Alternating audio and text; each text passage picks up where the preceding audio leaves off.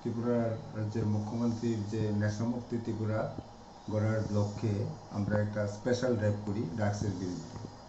তো ওই বিভিন্ন জায়গাতে এই রেডগুলি হয়। আজকে আমরা 3 জনকে আমরা ধরতে সক্ষম হয়েছি এবং টোটাল আমরা 28 গ্রামের মতো ব্রাউন সুগার রিকভারি করি তাদের থেকে।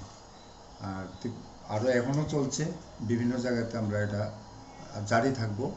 আজকের দিনে সারা রাত্র এটা চলবে। এখন পর্যন্ত আমরা 3 জনকে ধরছি এবং 28 গ্রামের মতো আমরা ব্রাউন সুগার রিকভারি করছি, যার বাজার মূল্য প্রায় 11,20,000 টাকা। তারা 3 জনের মধ্যে একজন হইল সঞ্জয় পাল, বাড়ি হইল আম্বাসা কলোনি। তারপর দিবাকর দাস, তার বাড়ি হইল কচুচড়া। আর তীর্থমণি দেববর্মা, তার বাড়ি হইল হৃদয় বস্তি। এই 3 জনকে আমরা ধরতে পারছি।